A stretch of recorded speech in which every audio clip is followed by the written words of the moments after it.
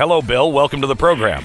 Glenn Beck Christmas special, everyone, starring Andy Williams, Marie Osmond. Yeah, it's great. And Dean Martin is going to be by in just a little while. Excellent. Yeah. So Bill, Merry Christmas to you. Same to you. I want to talk to you about a couple of things. I don't want you to leave before we talk about the story that broke in the Hill, because we haven't had a chance to talk about that. But first, trying to keep our theme going here of Christmas and the end of the year. Tell me what you think the three most important stories of the year were. Okay, I think the most important story is the attack on Donald Trump by the media. That's the number one most important story. Yes. Okay. Because it's changed the way news reportage. Ooh, word of the minute. Word of the day, yeah. Oh, of the day. Is expedited in this country. So that's number one. Okay. Number two would be the rise of the American economy. And number three would be the defeat of ISIS in Syria and Iraq. Wow. Those would be the top three stories, Beck. You know what's amazing about those three things is none of them are correct. None of them. None of them are right. No, by what yardstick are you making that determination? By, everything that is good and decent and holy and everything that is based in common sense. All right, so your top three stories are? My top three stories. Now, I did this yesterday, and I'm trying to remember what the first one was. His stories are not correct? You don't even remember what the first one was. Well, it's because they were so important. Okay, so here it is. I got them in my memory now. Okay, you ready? Number one, Gorsuch.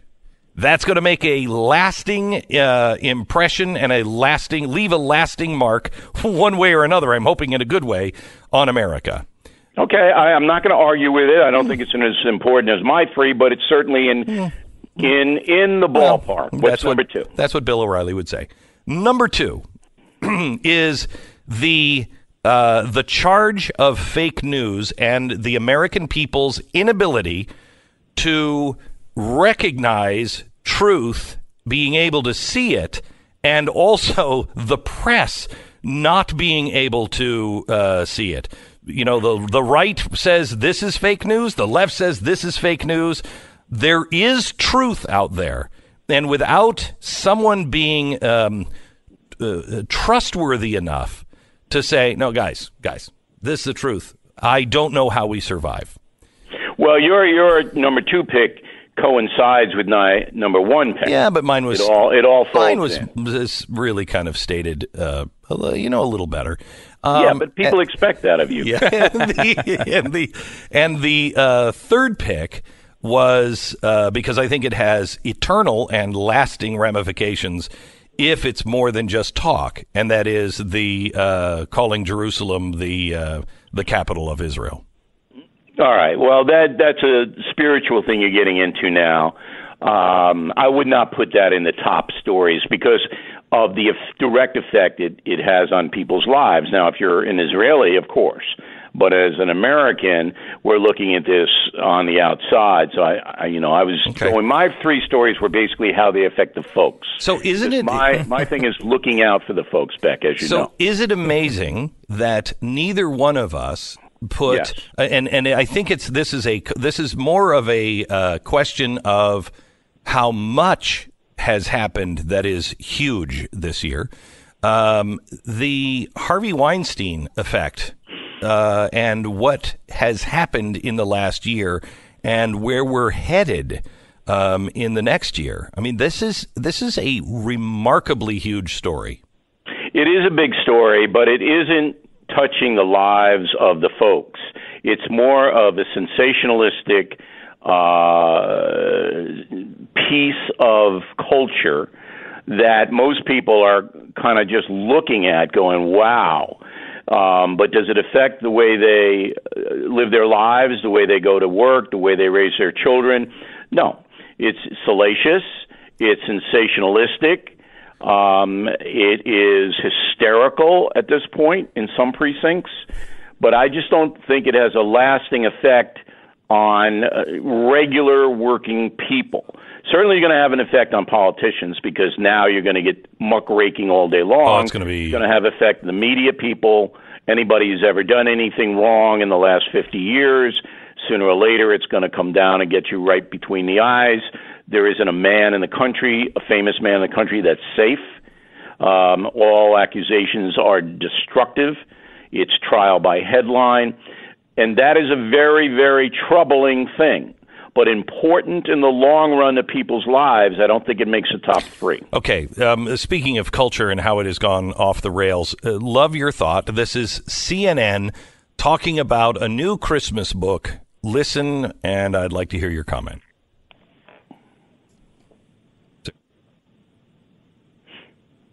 Here it comes. Anytime. Oh, you don't. She doesn't have it. Well, we'll come back to that. We'll come back to that. Santa is very busy. Do you have any comment? If you tell me what it is, I can comment on it. No. I want you to hear it. You want me to hear it? I want you to hear it from CNN. Okay, so then let me. There's a new children's book out this Christmas. Takes us inside Santa's wedding. We meet Santa's husband, David. What inspired Santa's husband?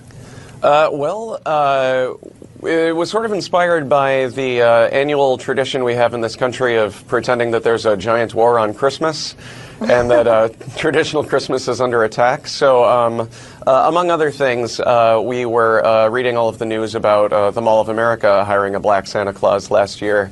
And me and my now wife made a joke on Twitter that if we ever had a child, they would only know about black Santa Claus. And if they saw a white Santa Claus at the mall, we would just explain, well, that's his husband.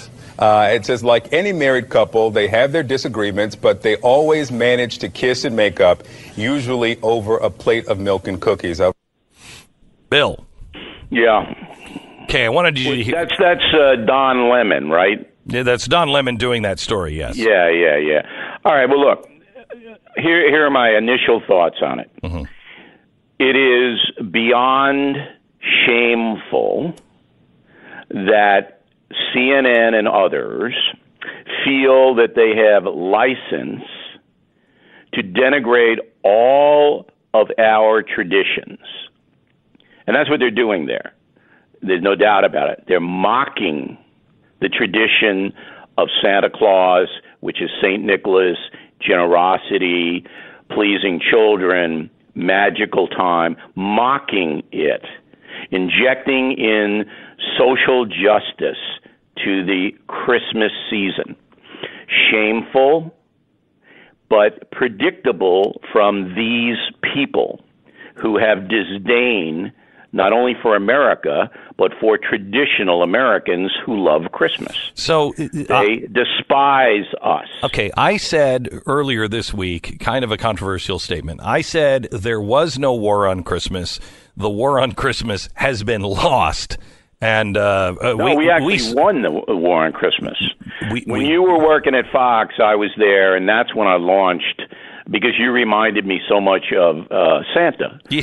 Kind of a little pudgy, and didn't have a beard, but don't know if very generous, very jocular. Generous. I like that part of. Yes. I could see you in your jammies up in the North Pole making stuff. Yes. All right. Drinking hot chocolate. Right. So when I saw you, I said, you know what? I'm getting tired of people like department stores threatening their employees with firing if they say Merry Christmas. Yes. And we had a list of them. And we put the list on the screen, and then Americans said, we're not really going to shop in these places anymore, which the policy of firing people for saying Merry Christmas stopped abruptly. Yes. All right. So we won. Well, I think here's what I meant by that. That I think we did win on people that aren't afraid to say Merry Christmas, which is very nice.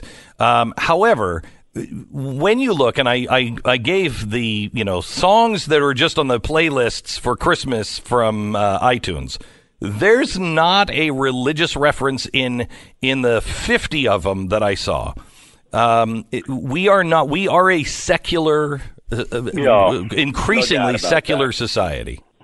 That's why I send my kids to private school, because I don't want my children to be on the defensive when it comes to their religious beliefs. Yeah. And that's what we've done in this country Thank you, Barack Obama.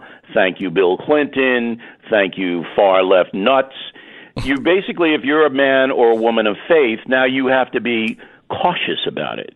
You can't offend anyone by saying anything about it. That's fascism. That's Cuban stuff.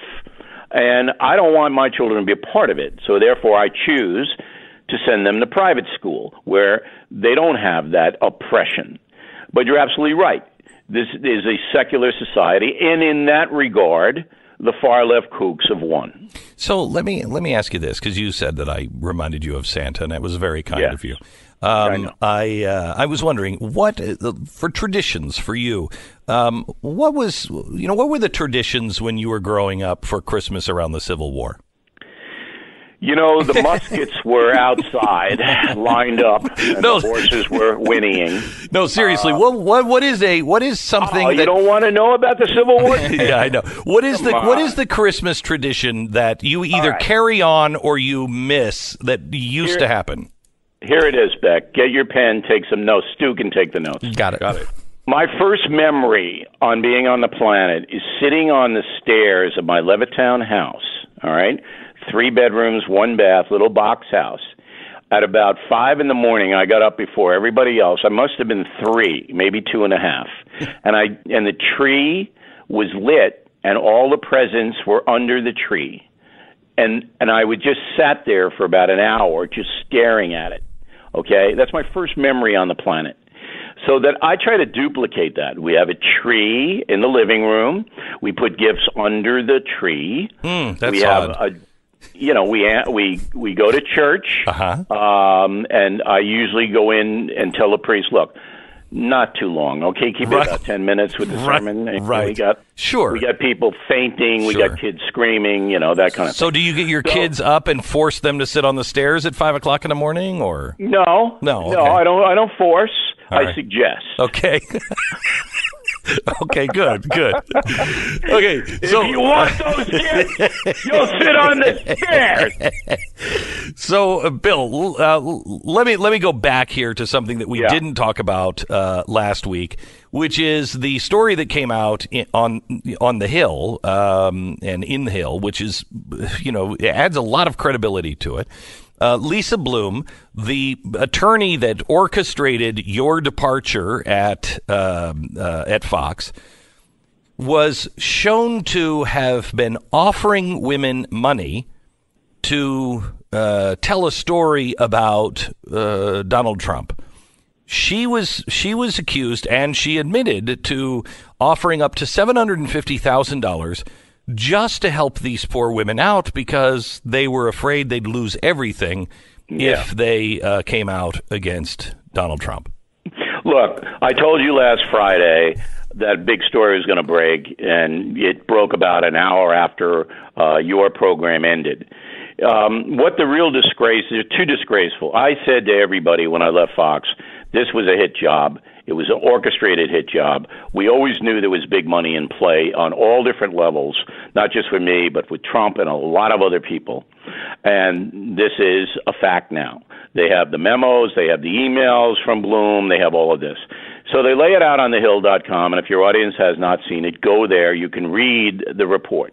But the really, really shocking and makes me furious is that the New York Times, the LA Times, the Washington Post, the Network News, CNN, all ignored the story, didn't cover the story. Yet every sleazy allegation that comes down, they cover.